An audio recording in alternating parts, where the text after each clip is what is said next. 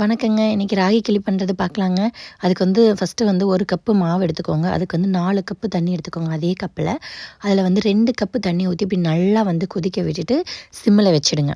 அதுக்கப்புறம் இருக்கிற மீதி 2 கப்பு தண்ணியில் ஒரு ஒரு 1½ கப்பு வரைக்கும் வந்து நல்லா ஊற்றி கொஞ்சம் கொஞ்சம் ஓரளவுக்கு வாட்டராக இருக்கிற மாதிரி பஜ்ஜி மாவு மாதிரி கரைச்சிக்கோங்களேன். கரைச்சிட்டு அடுப்பை நல்லா சிம்மில் வச்சுக்கோங்க, இல்லை கையில் தெரிச்சிடும்.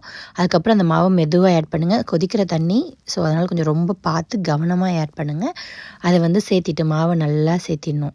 இருக்கிற எல்லா மாவையும் சேர்த்தி இன்னும் கொஞ்சம் அந்த 1/4 கப்பு தண்ணி ஒரு 1/2 கப்பு இருக்கு இல்லையா, அதில் ஒரு 1/4 கப்பு கூட ஊற்றிக்கோங்க. கடைசியாக நீங்கள் நல்லா சேர்த்திட்டு ஒரு விஸ்க்குங்க, இதுக்கு தேவையான பொருள்.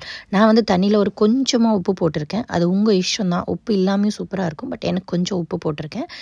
அதுக்கப்புறம் வந்துட்டு தண்ணி இப்படி கொதிச்சதுக்கப்புறம் சிம்மில் வச்சுட்டு மாவை இந்த மாதிரி பஜ்ஜி மாவை பதத்துக்கு கட்டி இல்லாமல் சுடு தண்ணி ஊற்றி அந்த கொதித்த தண்ணியை ஊற்றி விஸ்கி வச்சு கரைச்சி வச்சு இந்த மாதிரி வந்து கொஞ்சமாக கொஞ்சமாக சேர்த்திக்கோங்க.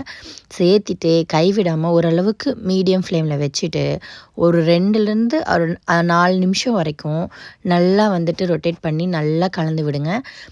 விட்டிங்க அப்படின்னா கட்டி பிடிக்க ஆரம்பிச்சிரும். ரொம்ப ஹை ஃப்ளேம் வச்சிங்கன்னா தீய ஆரம்பிச்சிரும்.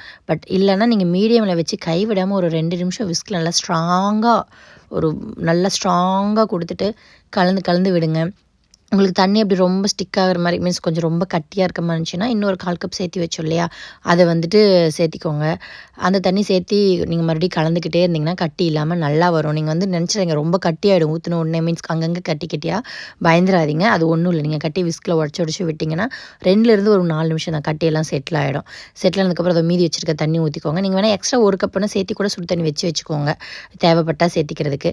அதுக்கப்புறம் அவ்வளோதாங்க. நான் வந்து சாப்பாடு வந்து வடித்து வச்சுருக்கேன். மீன்ஸ் ஆல்ரெடி கொஞ்சம் ரொம்ப கொலைய ஓரளவுக்கு வடித்து வச்சுருக்கேன். எங்களுக்கு சாப்பாடு சேர்த்து தான் களி கிளர்ந்து சாப்பிட்டு பழக்கம். நீங்கள் தனியாக செஞ்சாலும் இது சூப்பராக இருக்கும்.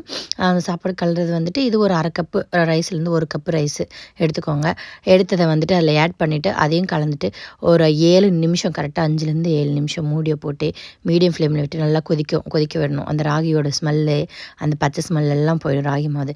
இப்படி நீங்கள் கலரும்போது ஒட்டாமல் கடாயில் பாத்திரத்தில் நீங்கள் அகலமான பாத்திரம் வச்சிங்கன்னா சூப்பராக இருக்கும். கலர்றதுக்கு உங்களுக்கு ஈஸியாக இருக்கும். நல்லா பிடிக்கிற மாதிரி சூடு இல்லாமல் சூடு தங்குற கைப்பிடி பிடிக்கிற மாதிரி வச்சிங்கன்னா சூப்பராக பிடிச்சிட்டு கலர முடியும். அவ்வளோதாங்க. அவர் எதுவுமே தேவையில்ல. நல்ல பாத்திரம் திக்கு பேஸ் இருக்கிற மாதிரி கைப்பிடி பிடிக்கிற மாதிரி பார்த்துங்க. சுடு தண்ணி கொட்டிக்காமல் பண்ணுங்கள். இந்த மாதிரி ஒட்டாமல் வந்துச்சுன்னா ஆறுனதுக்கப்புறம் இந்த மாதிரி உருண்டை பிடிச்சிக்கோங்க. அவ்வளோதான், ராகி களி ரெடி. மீன் குழம்பு கூட சூப்பராக